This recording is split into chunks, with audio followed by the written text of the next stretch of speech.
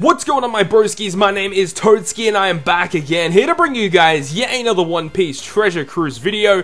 And in today's video, guys, we are going to be going ahead and taking on the 30 stamina new Fortnite, the Whitebeard Pirate Crew War Buddies, which is the 30 stamina version of the Whitebeard Allies Fortnite. Now, this Fortnite is very significant to myself personally because it finally introduces Legend Sabo skill books, 6-star Sabo skill books. Finally, we are getting Sabo skill books. It has been so long. It's actually been over a year, I think, since Sabo was released into the game, and we're only finally getting skill books now. So, for people out there that do own Legend Sabo, I would highly recommend try and farm it right now because double skill up is out when this Fortnite has been released for the next day. So go ahead and try and max out your just as many units as possible, really. Especially this Sabo, because Sabo will be getting a 6-star plus sometime in the near future. And that 6-star plus unit is phenomenal. So I would highly recommend it, guys. Go ahead and max this guy out. But what other skill books are available?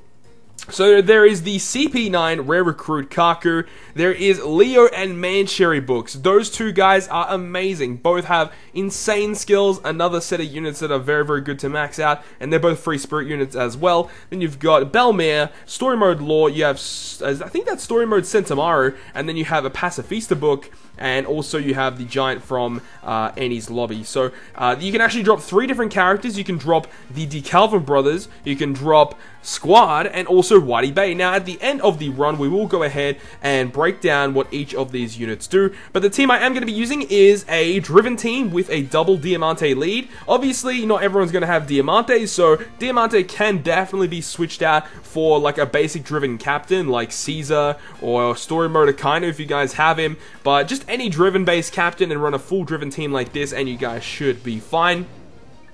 But ideally what we want here is we want to get an Int Orb on our first turn here, or our first couple of turns, and we are going to save that right here. Shout out to my boy Razor for giving me a little bit of a breakdown of this dungeon, because I actually wasn't too sure actually heading into it, you know, what I wanted to do. Now, I actually could save an orb here, or I could use Buggy. Buggy is pretty useful for the last room if you get bad orb conversions, but now we can see that our Diamante is actually ready to go, so we're going to use our Diamante here, and now we can start skipping turns, which is awesome. So Diamante, if you guys don't know what he does, he delays, and for the next 5 turns he deals a ton of damage to the opposition. So we can actually utilize that and make it so that we're just basically going to be doing a ton of damage over the next 5 turns at the end of our turn. So here we have the first boss, which is the DeKalvin Brothers. So we're going to go ahead and use our Buggy here. We really should have tried to save some orbs around, but it's all good. All good. We have Buggy to give us some Int Orbs, which is nice. Now we'll go ahead and attack and take down these guys in a single turn, which is fine.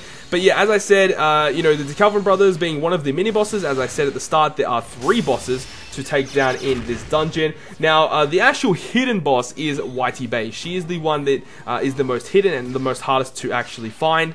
And as I said at the end of the video, we'll go ahead and break down all of these units in their entirety. So, moving on, we're on stage 5 right now. We're going to attack once again.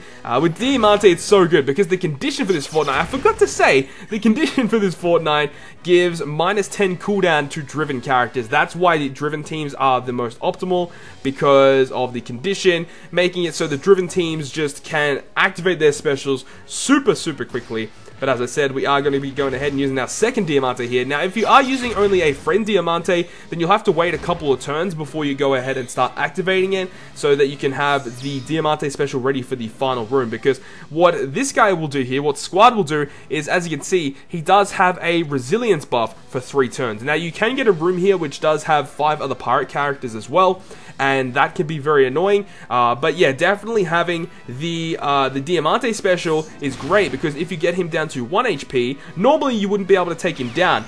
But the reason why this is good is because the Diamante special will go through the resilience barrier and actually kill this man off. So let's show you guys what exactly I mean by that. So we have the Orb Boost from Smoker. You can use Dofi as well, and we also have the Type Boost from Shiki, and Shiki's super awesome because Shiki has that ability to randomly, or not randomly, but change those orbs that were given to us into matching orbs for our Driven characters, and he also is a Type Booster as well. So as you can see there, easily took down that dungeon with a double Diamante team. So can we get a Sabo book? Unfortunately, no, but we get a Leo book, which is good. Okay, so finally breaking down the dungeon. Dungeon was pretty easy, as you can see, with a double Diamante team. As I said, you don't need Diamante to beat it, but he does make it easier. So now let's go ahead and break down each of these units. So first unit is Squad here, which is a quick striker slasher character. And at max level, at level 99, he has like 1200 attack, which is actually pretty solid.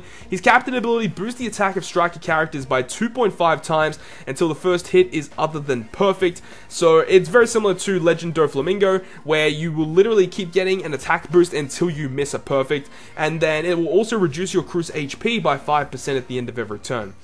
He does have a sailor ability. So his sailor ability, if we go to that real quick, will reduce characters' paralysis by 1 turn, which is actually a really good sailor ability. And his special ability, which will eventually max at 14 turns, deals 10 times his attack to one enemy and reduce crew's HP by 30% and reduce enemies' defense by a certain amount for 1 turn. So it does reduce defense, which is not too shabby.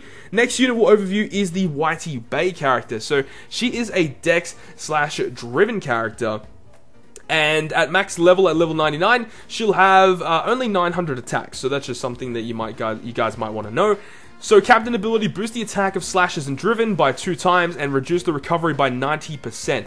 Not a great captain ability, but she does have a sailor ability, which will go ahead and boost the attack and recovery of driven characters by 10, which is a little low, but it is still a little bit of a boost, I guess. And then her special ability, which will max at 12 turns, shuffle non-matching orbs on slashers and driven characters, boost the attack against enemies with increased defense by 1.3 times for 1 turn.